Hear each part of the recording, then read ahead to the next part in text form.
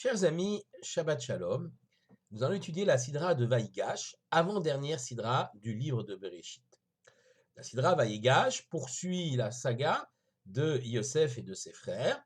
Je vais en rappeler quelques éléments.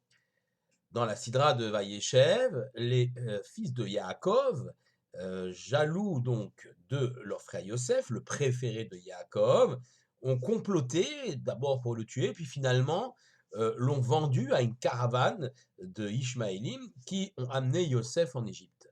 Là, Yosef a eu un destin extraordinaire, vendu d'abord à Poutifar, un des ministres du Pharaon. Il a fort bien réussi chez Poutifar, puis il fut accusé à tort de violence envers la femme de Poutifar, jeté en prison. Et dans cette prison, il fait la rencontre de deux ministres, le Sar Haophim et le Sar Hamashkim, le grand échanson et le grand panetier. Il interprète leurs rêves et finalement le grand échanson qui est réhabilité, eh bien, va à un moment donné se souvenir de Yosef à l'occasion d'autres rêves que le pharaon va faire, et Yosef va venir interpréter ses rêves et être propulsé comme vice-roi d'Égypte. Au moment où commence notre Sidra Vaïgash, il y a une famine partout dans le Moyen-Orient, sauf en Égypte, puisque Yosef a calculé, a organisé pendant les années d'abondance les stocks de blé, les stocks de céréales pour pouvoir affronter, non seulement affronter les amis de famine pour l'Égypte, mais aussi vendre, exporter, si on peut dire, un certain nombre de tonnages de blé. Les frères de Yosef viennent pour acheter du blé. Et lorsqu'ils rencontrent Yosef, ce vice-roi d'Égypte, ils ne le reconnaissent pas. Yosef a bien changé, il est d'abord habillé des habits égyptiens, il feint, il fait semblant de ne pas parler l'hébreu. Il a également une barbe. Lorsqu'il est parti, il avait 17 ans, il était imberbe. Donc ils ne le reconnaissent pas. Alors que Yosef, lui, reconnaît ses frères.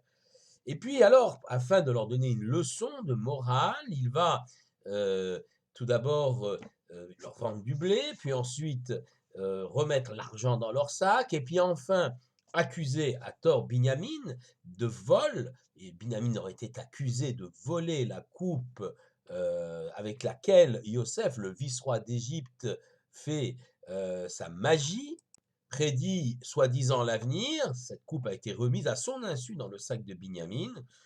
Yosef, alors que les frères retournaient vers Canaan avec des sacs chargés de blé, Yosef lance à leur poursuite sa garde personnelle dirigée par son fils Ménaché, et on fouille les sacs et on trouve que la coupe se trouve dans le sac de Binyamin. Il est accusé à tort et Yosef veut alors le prendre comme esclave et libérer les autres frères qu'il considère comme innocents.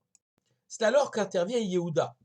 Yehuda n'est pas l'aîné des frères, mais il est une forme de leader, celui d'ailleurs qui donnera la tribu royale. De Yehuda descendra le roi David et plus tard le Mashiach.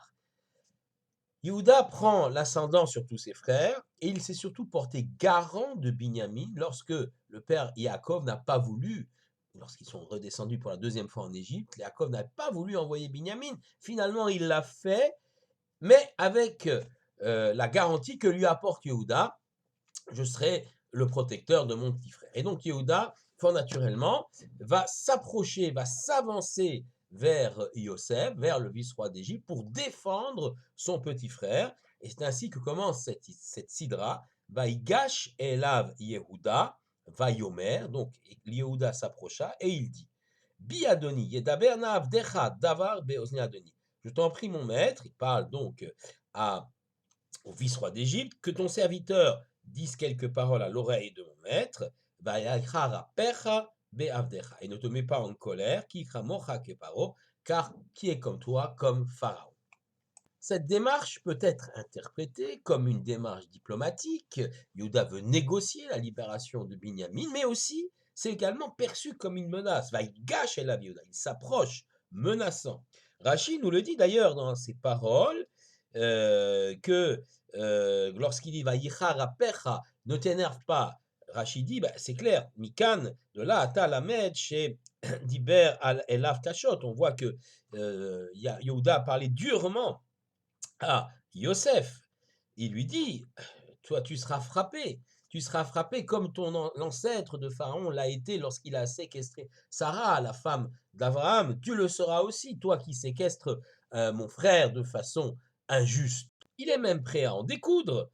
Il lui dit d'ailleurs, qui kamocha keparo, qui est comme toi, comme Pharaon. Im takniteni, si tu me cherches, littéralement, si tu me provoques, herogotra, je te tuerai. Ve'et adonecha, et même ton maître, je n'ai pas peur ni du pharaon ni de toi. Voilà, je ferai tout, même la violence, pour pouvoir libérer mon frère Binyamin. Et c'est à ce moment-là, évidemment, que Yosef comprend que la leçon a porté. Lui qui n'a pas été défendu par ses frères, eh bien, ses frères ont fait une sorte de tchouva, dans la même situation, si on peut dire, où Binyamin va être livré aux Égyptiens, va devenir esclave chez les Égyptiens. Alors, Yehuda, leader de ses frères, prend le parti, au risque de se battre, même de la violence, peut-être de mourir, peut-être, je ne sais pas, mais en tout cas, Yehuda prend le parti de son petit frère, la leçon apportée, et après une certaine discussion, Yosef va se révéler à ses frères, véritable happy end, si on peut dire, de cette histoire. Mais revenons sur la confrontation entre Yehuda et Yosef. Bien sûr, la lecture, le pshat, la lecture simple, eh bien, on explique l'histoire. Yehuda défend son petit frère Binyamin et essaye de le sauver coûte que coûte. Mais évidemment, comme à chaque fois, le message de la Torah a plusieurs niveaux. Et il y a un niveau pour toutes les générations. Comme on dit, Maaseh Avot Siman Labanim, tout ce qui est arrivé aux enfants, au père, pardon, sera un signe pour les enfants. C'est-à-dire que ce qui se passe, la confrontation entre Yehuda et Yosef, ce face-à-face entre les deux frères les plus leaders, si on peut dire, dans la fratrie, cette opposition presque violente entre Yehuda et Yosef, préfigure effectivement l'histoire du peuple juif, où les descendants de Yehuda et ceux de Yosef, eh bien, s'affronteront véritablement. C'est la première lecture possible, une lecture, j'allais dire, historique du texte.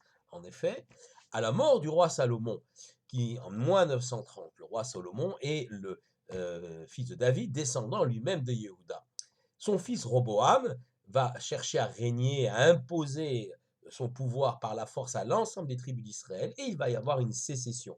Les tribus du nord, dirigées par Jéroboam, les noms sont un peu identiques, Jéroboam, Roboam. Roboam, c'est le fils de Salomon, le roi légitime de la tribu de Yehuda, et Jéroboam de la tribu de Éphraïm, Éphraïm, fils de Yosef, donc descendant de Yosef, va s'opposer, c'est le grand schisme, c'est schisme politique qui va voir la fracture du peuple juif avec 10 tribus au nord et 2 tribus, Binyamin et Yehuda au sud, Yehuda étant toujours protecteur de Binyamin, ainsi que la tribu de Lévi. En effet, la tribu de Lévi comporte les Lévim et les Kohanim, sont attachés au service du temple.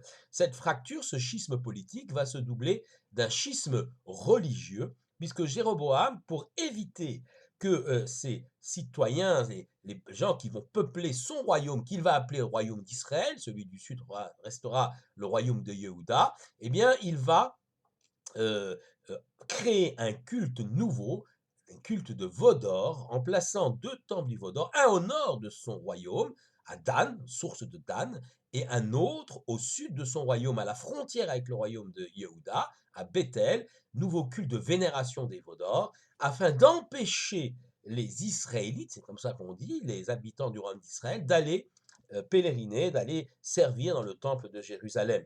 Ce schisme va perdurer et le royaume d'Israël va sombrer véritablement dans l'idolâtrie avec des dynasties, des rois qui s'assassinent les uns les autres, finalement pour disparaître en moins 722 sous le coup des Assyriens. Les Assyriens font disparaître ce royaume, les 10 tribus disparaissent, se fondent dans la masse, sont exilées. On n'entend plus parler d'elles, on espère qu'elles reviendront au temps messianique. Quant au sud, le royaume du sud, le royaume de Yehuda, s'il connaît des vicissitudes avec des rois qui sont des justes et d'autres qui sont des mécréants terribles, comme le roi Menaché, qui introduit même l'idolâtrie, eh bien, tout de même, lorsque les Babyloniens viendront détruire Jérusalem, le temple, en moins 586, ces 3 tribus, forts de leur enracinement dans la Torah, vont perdurer. Ils vont être emmenés en exil en Babylone, mais ils reviendront bien sûr à l'époque du Cyrus, le roi des Perses, affronteront les Grecs, c'est l'histoire de Hanouka, puis les Romains, et finalement passeront dans l'éternité, la postérité, puisque ce royaume de Yehuda, dont les habitants s'appellent les Yéhoudim, les Juifs, eh bien commence le grand périple de notre histoire, l'histoire du peuple juif. Donc voilà cet affrontement entre Yosef et Yehuda qui préfigure le futur affrontement, malheureusement au sein du peuple d'Israël, qui constituera une fracture. Mais je vais vous proposer une troisième lecture, si on peut dire, de ce texte. Après le pshat, la lecture simple, la lecture historique, c'est une lecture que nous est proposée par le Rav Zevin en expliquant que Yehuda, bien sûr, représente, symbolise l'ensemble du peuple juif, nous comprenons, la tribu royale, les Yehudim, les Juifs sont les habitants du royaume de Yehuda. Eh bien, Yosef aussi, parfois, représente le peuple juif lui-même. Et on a un certain nombre de versets, de citations, qui expliquent que le mot Yosef, parfois, eh bien, vient nous signifier, nous représenter le peuple d'Israël. On voit ça dans un verset chez le prophète Amos, où il est écrit Oula Yechenan She'erit Yosef. Peut-être prendra-t-il en pitié ou sera pris en pitié les rescapés de Yosef. Et là-bas, les commentateurs, c'est le chapitre 5, verset 15 de Amos, là-bas, les commentateurs expliquent qu'il s'agit de l'ensemble du peuple juif que l'on considère ici. Et donc, voilà, intéressant que à la fois Yehuda représente le peuple juif et à la fois Yosef représente le peuple juif. Sauf que, évidemment, les deux personnages sont extrêmement différents. Eh bien, nous explique le Rav Zevin, il s'agit de deux facettes, de deux périodes, j'allais dire même, du peuple juif que représentent à la fois Yosef et Yehuda. Yosef est, je dirais, pardon, Yehuda est d'abord l'homme de ce qu'on appelle du galouille, de ce qui est dévoilé.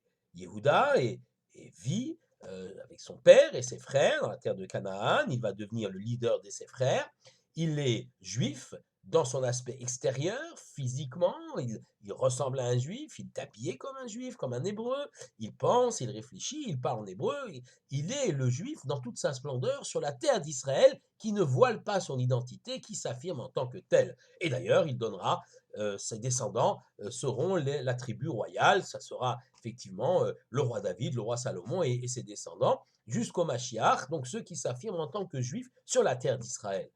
Yosef, c'est différent. C'est le juif de l'exil. Il est vendu par ses frères, nous l'avons dit, mais quelque part, il ne dévoile pas, il ne révèle pas, il ne porte pas son identité de façon ostentatoire. Il s'habille quand il devient vice-roi d'Égypte tel un Égyptien. Certes, il garde la barbe, ce qui est plutôt un signe du monde des Sémites, mais tout de même, il est habillé comme un Égyptien, il parle l'égyptien, il cache le fait qu'il parle l'hébreu. D'ailleurs, dans un midrash, on raconte qu'il a juré au pharaon qu'il ne révélerait pas que lui parle l'hébreu, c'est-à-dire une langue de plus que le pharaon, qu'il ne le parle pas. Donc il se garde de parler l'hébreu, peut-être dans l'intimité de sa famille, avec son épouse Osnat et ses deux fils, Ephraim et Ménaché, mais en dehors, il ne parle que l'égyptien. Et d'ailleurs, même lorsqu'il reçoit les frères, il place un traducteur qui est Menaché lui-même, un de ses fils, pour traduire l'égyptien en hébreu et de l'hébreu en égyptien pour faire croire qu'il ne parle pas l'hébreu et ce jusqu'à ce qu'il se révèle. Et c'est donc deux mondes, comme dit le Zohar, Tikrofta de Alma be Alma, le rapprochement de deux mondes, celui du judaïsme de l'exil dans l'histoire qui fut fort long et celui du judaïsme sur la terre d'Israël. Le judaïsme de l'exil représenté par Yosef et le judaïsme de la terre d'Israël représenté par Yehuda. Et il y a donc une confrontation.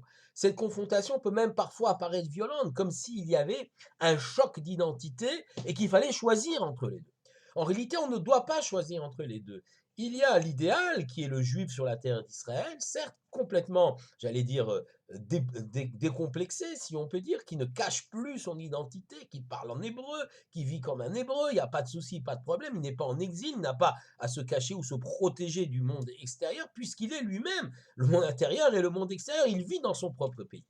Face à cela, Yosef, le juif de l'exil, qui bien sûr se protège du monde extérieur qui peut être hostile, qui est majoritairement non juif, et parfois même hostile, pas toujours, mais parfois hostile, et donc qui s'habille comme les Égyptiens, c'est le juif de l'exil, évidemment. Et cette confrontation-là, finalement, n'est pas une confrontation, ou plutôt une confrontation salutaire. En effet, le peuple juif est passé par une phase d'exil, comme Yosef est passé par la phase de l'Égypte, ou d'ailleurs tous les Juifs qui ont été invités à vivre dans la province de Goshen jusqu'à la sortie d'Égypte. Ça a été une phase salutaire, même si, évidemment, il y a eu la période terrible de l'esclavage, mais tout de même, le peuple juif s'est forgé en exil, il s'est forgé en Égypte. De la même façon, un nombre de pages magnifiques du judaïsme vont s'écrire en exil. Le Talmud de Babylone, les textes de Rachi, les textes de Maïmonide, malgré les persécutions, on peut dire qu'il y a une vocation positive à l'exil. On n'a pas cherché, on n'a pas souhaité l'exil, mais il est arrivé. Et finalement, ceci a été bonifié, utilisé pour construire les choses. Et encore une fois, malgré les persécutions, cet exil a produit parmi les plus belles pages de la pensée juive et du judaïsme, et on peut dire que le judaïsme s'est forgé. Les chassidim parlent également du recueil des Nitzotzot HaKodesh, des étincelles de sainteté dispersées parmi les nations, que les Juifs rassemblent, reprennent, cueillent si on peut dire, et qu'ils rapporteront au moment de Kibbutz Galouyot, du rassemblement des exilés sur la terre d'Israël. L'idéal, bien sûr, étant celui de Yehuda, celui de se retrouver donc sur la terre d'Israël et d'être totalement libéré de toutes ces contraintes qui nous obligeaient parfois à cacher notre identité. L'idéal, c'est bien sûr celui de Yehuda, mais j'allais dire que le passage par Yosef était indispensable. Le peuple juif est riche, riche de son passage dans l'exil, car il a appris beaucoup, il a construit, il a recueilli un grand nombre de sagesse, et c'est avec tout cela que les Juifs venant des quatre coins du monde, avec des cultures tellement différentes, se rassemblent sur la terre d'Israël avec fierté et grandeur, sans effacer, sans balayer tout ce qu'ils ont appris en galoute dans l'exil, mais au contraire en le rassemblant, faisant la richesse d'un peuple extraordinaire, car pluraliste, un peuple multiculturel, mais uni par un seul élément, ou plutôt par deux éléments, que sont d'une part la terre d'Israël, la terre sainte, Admat Kodesh, et bien évidemment le message d'Akadosh Baruch Hu, celui de la Torah. Shabbat Shalom à tous.